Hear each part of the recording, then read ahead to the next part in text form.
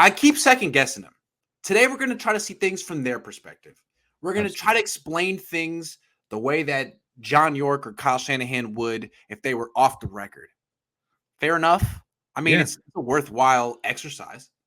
Yeah, I think here's the thing is obviously as fans, people get frustrated not seeing big names getting signed or seeing that Jimmy's on the roster, what have you. And What a everybody has an slap at opinion. George Odom and Oren Burks. I'm just throwing that out Right. there. Wow. Okay. Right, Yeah. exactly. So, obviously, like it hasn't been the most, I don't know, 49er dominant offseason when it comes to free agents. Jimmy's taken up a lot of money. There's a lot of frustration. And obviously you hear the coach speak, you hear general manager speak, and you're trying to figure out, all right, are the 49ers like getting better? What's going on? And it's just a super frustrating thing as a fan sometimes when you think that you could do better or the 49ers could do better. And so I just want to try to look at it from the 49ers perspective. It doesn't make it right. Doesn't mean that that's what I agree with. I just think there's obviously a method to the madness. So we might as well try to figure out exactly what the thought process is behind each of these questions that we have. Okay, let's start with not the quarterback. What is going on with the offensive line? From the 49ers perspective, how can they explain, justify what they've done with the offensive line this offseason?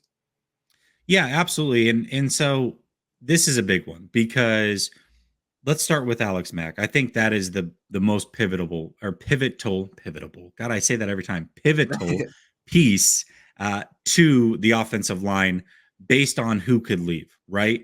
So we have McGlinchey out there. That's an issue. Can he get right? Is he ever going to be the same? I think that's a real question, right? But Alex Mack being the center, that's such an important piece to the 49ers offensive line. And we don't know for sure if he's coming back, right? Now, it does sound like that's the way that they're leaning, right? And I got to imagine at this point, just from the 49ers perspective, when it comes to Alex Mack, they're looking at it and saying, we know the answer. Like, we know if he's going to be back. You may not know the answer. Yeah. You may be panicking a little bit, but we know if Alex Mack is going to be back. Then we look at Mike McGlinchey. Okay, sounds like they're probably 50-50 on him. But there are multiple routes that they can go. They can certainly pick up someone late in free agency. They certainly they have 9 picks coming up in the draft, right? And they also have School coming back.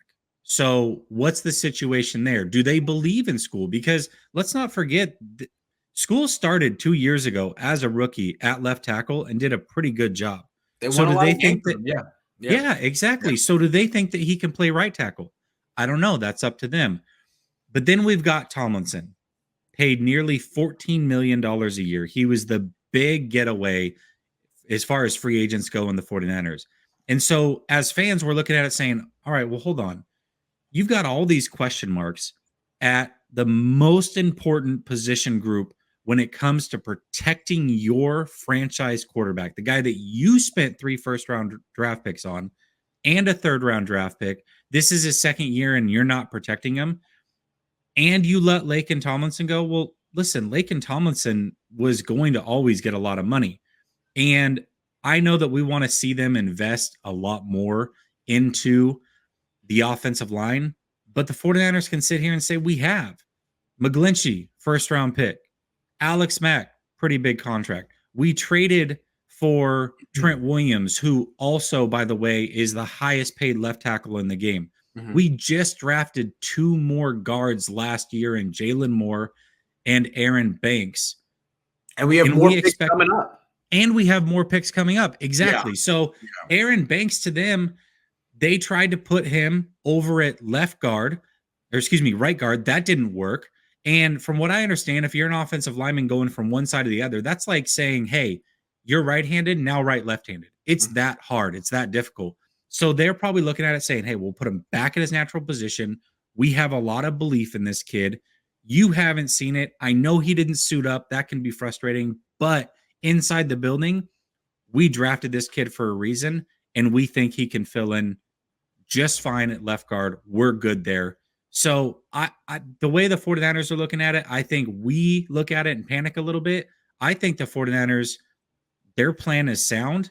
Whether we agree with it or not, they've got a plan at offensive line, and they have spent a lot of assets there. Good or bad, they've spent a lot of assets on the offensive line. They really have. And they're going to sell it as we believe in our young guys. Mm-hmm. We believe in Justin School, Colton McKivitz, Jalen Moore, Aaron Banks. We believe, where actually the way I read it is like none of their jobs are at stake. They made the playoffs last year. They went to the NFC Championship game. They're good. They don't feel like really there's anything that could happen this year that would put them on the hot seat. So they might as well see what they got. They have a ton of young offensive linemen that are kind of like depth pieces. Like besides McGlinchey, they were mostly later picks, McGlinchey and Banks. So give him a shot. I mean, it's not like Jed York's breathing down your neck. It's not like he's Eddie DeBartolo being like, you lost in the NFC Championship game? Unacceptable. Like Jed's like, oh, thank you for making it so far. I was really nervous, so I don't think I think that's kind of what's going on. All this faith in young guys from the ones on the offensive line to Talanoa Hufanga. It's like Kyle and John are like, man, I mean, we're good, right? I mean, we might as well see what we got. That's the way I see it, but that's how they're going to sell it. Like, we really trust, we believe in Aaron Banks.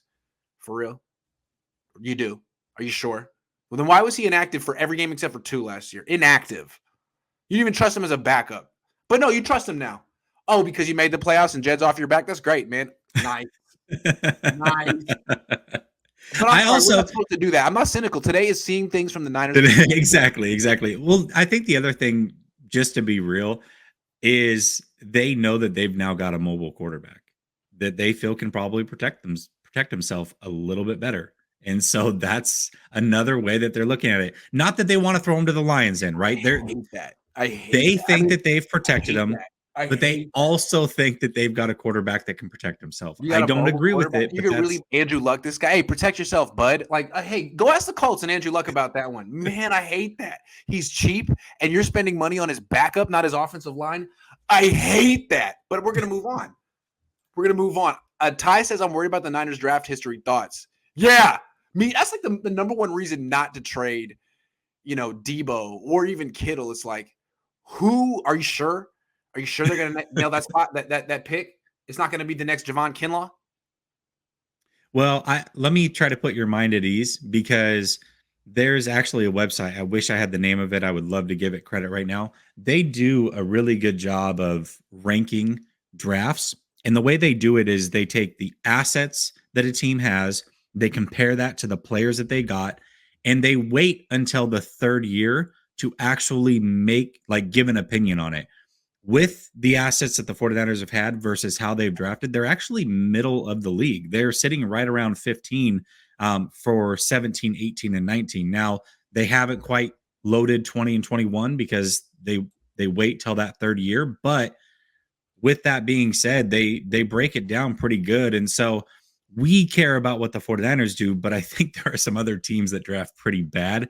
And, it is kind of a crapshoot. But I will say this. I think the 49ers arguably are the best in the league at developing players, whether they are drafted players, whether they are players that they pick up from the scrap heaps on other teams, or undrafted free agents. I think the 49ers are top of the charts there, and that's where they make up that difference. Agree.